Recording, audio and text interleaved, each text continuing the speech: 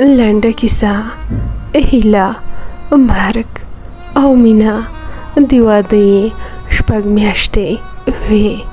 ملالۍ د 5 ورځو لپاره د پلار کور ته لاړه وه. په 6مه ورځ بیرته د خاوند کور ته راغله. رنګ یې تغییر و، مخ یې تک سپین لکه چینه غوندې سوی و. د شپې تر ناوخته خاوند سره ناسته وه. ملالۍ ورته ویلې، یوه پوښتنه کوم. میرویس ورته وویلې، مهرباني ووایه، د څه پوښتنه؟ ملالۍ ورته نږدې شوه او سر یې په زنګون ورته کېښوده. پوښتنه کوم، خو نن به رښتیا راته وایې، مخکې له واده دې کوم څوک خوښ وه؟ میرویس د ملالۍ په اوربل کې لاس وهه.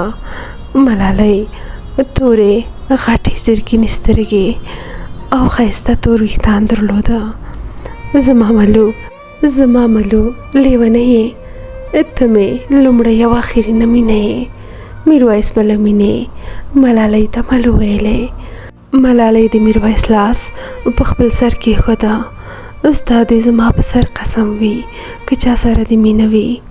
میرویس سترګو کې رڼې رڼې اوښکې راتویې شوې.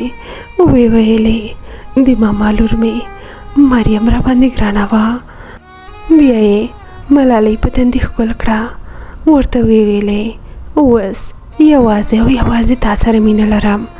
ملالۍ ورته ویلې، مریم خو د کلي تر ټولو ښکلې نجلۍ ده. هغه خو ډېره مغروره ده. ښه ده چې له ما سره دې واده وکړ. هغې ګمان نه کوم چې تا سره واده کړی و. شیبه خاموشي خوره شوه. ملالۍ د ځواب په تمه وه. میرویس په خیالونو کې ډوب و.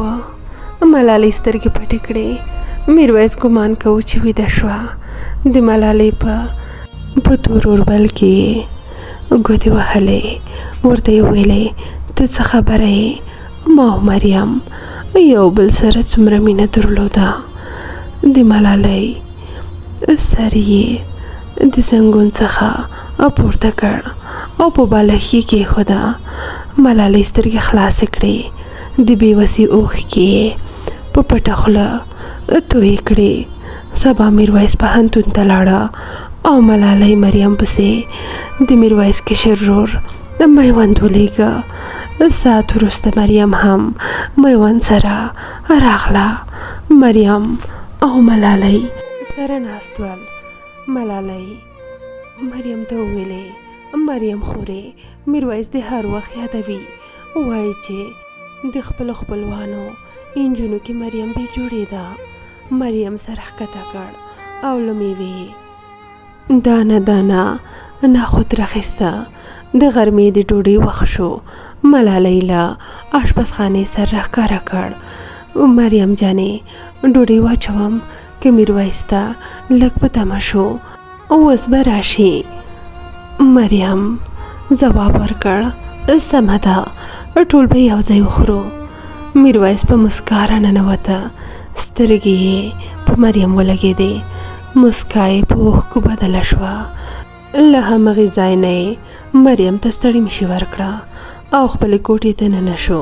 ملالۍ د پخلنځي څخه مریم ته نارې وکړې، یعنې غږ یې وکړ چې دا یخې اوبه خو میرویس ته یوسه، له ګرم ځای نه راغلی دی. مریم د ملالۍ له لاسه ګیلاس واخیسته او په لړزېدلو قدمو د میرویس خواته روانه شوه. د کوټې دروازه چې خلاصه کړه، میرویس پړمخې په ځمکه وګوت غځېدلی و. د دروازې غږ یې تر غوږه شو. ویې ویلې، ملالۍ، زه ډوډۍ نه خورم. مریم په ژړغوني غږ ورته ویلې،